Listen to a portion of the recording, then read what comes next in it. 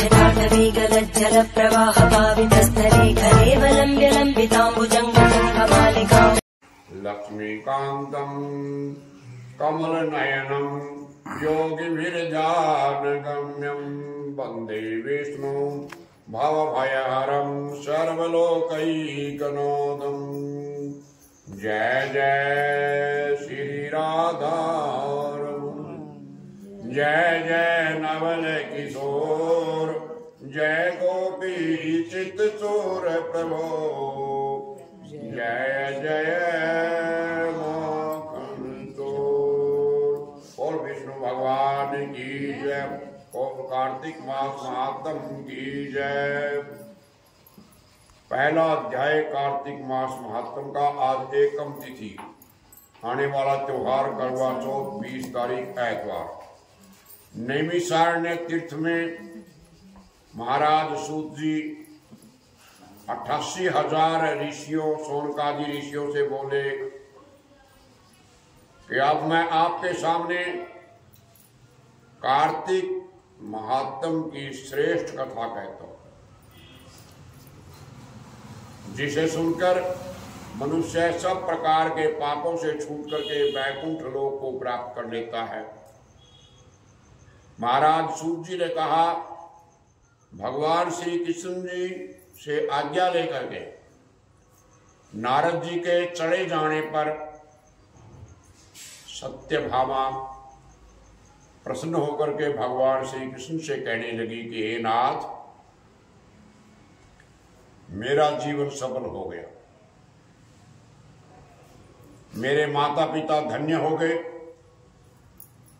जो मैं आपकी 16,000 रानियों में से सबसे अत्यधिक प्यारी हूं। मैंने वो कल्प वृक्ष आदि आपके साथ नारद जी को विधि पूर्वक दान में दे दिया, परंतु वही कल्प वृक्ष मेरे घर में सदा लहराया करता है,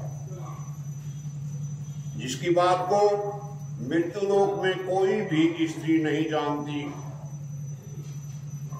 हे स्वामी, अब मैं वो आपसे पूछना चाहती हूँ, वो मुझे विस्तार पूर्वक अच्छी तरह से बता दें, जिसको सुनकर के मैं अपने हित कार्य है वो मैं कर सकूं, जिसके करने से कलप पर्यंत सारी जिंदगी सारे युगों में आप मुझसे विमुख ना हो, मेरे से विमुख ना हो। महाराज सूत जी कहने लगे, सत्यभामा के ऐसे वचनों को सुनकर भगवान श्री कृष्ण जी हंसते हुए सत्यभामा की बाह पकड़ करके कल्प वृक्ष के नीचे ले आए। बोले कि हे प्रिय, 16,000 स्त्रियों में से मुझे तुम प्राणों के समान प्यारी हो। तुम्हारे लिए देवताओं और देवराज इंद्र से भी मैंने विरोध किया, उस वार्ता को सुनो। सूत जी बोले, एक दिन भगवान श्री कृष्ण ने सत्यभामा के साथ गरुड़ पर सवार होकर के इंद्रलोक में जाकर कल्प वृक्ष मांग लिया, तो इंद्र के न्याय देने पर गरुड़ का इंद्र से घोर युद्ध हुआ। हे प्रिय, जब मैं तुम्हें हर चीज दे सकता हूं, हर एक कार्य पूरा कर सकता हूं, तो क्या आश्चर्यजनक जो तुम्हारा प्रश्न है उसका उत्तर नहीं दूंगा? ये सुनकर सत्यभामा बोली कि हे प्रभु, पूर्व जन्म में, पहले जन्म में मेरा कैसा स्वभाव था, मैं किसकी बेटी थी, मैंने ऐसे कौन सा दान तप व्रत किया था जिससे मुझे मृत्यु लोक में जन्म लेना पड़ा? ऐसे कौन से शुभ कार्य किए जिससे मैं आपकी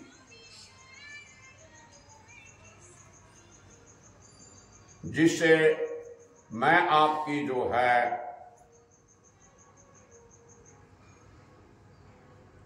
अर्धांगिनी हुई।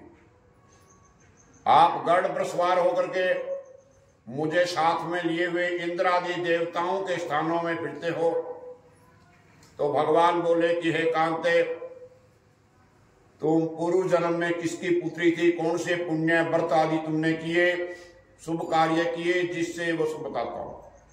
पहले टाइम में, सतयुग के अंत में, मायापुरी में एक अत्रि गोत में वेदों यज्ञों का जानने वाला एक ब्राह्मण था। उसका नाम था देव शर्मा।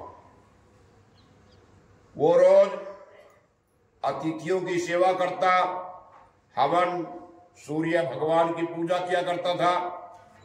इसीलिए उसने उसका तेज सूर्य की तरह तेज था। उस ब्राह्मण के बुढ़ापे में एक गुणवती नाम की कन्या पैदा हुई, जिसका विवाह उस पुत्रहीन ब्राह्मण ने अपने चंद्र नाम के शिष्य के साथ कर दिया। चंद्र नाम के दोनों ही पिता पुत्र की तरह रहने लगे। एक समय में दोनों ही उषा सुविधा लेने के लिए, लकड़ी लेने के लिए, हवन के लिए वो जंगल में हिमालय की तलहटी में जा पहुंचे, और वहां पर उन्होंने एक राक्षस को अपनी तरफ आते हुए देखा, जिसके भय से उसके सारा शरीर ढीला पड़ गया। उनमें भागने की चेष्टा ही नहीं, शक्ति नहीं। राक्षस ने दोनों को मार दिया। अब उनके धर्मात्मा होने के कारण मेरे पार्षद, मेरे दूत उनको बैकुंठ में ले आए, क्योंकि उन्होंने आजीवन सूर्य भगवान की पूजा की थी। जो नित्य सूर्य देव की पूजा करता है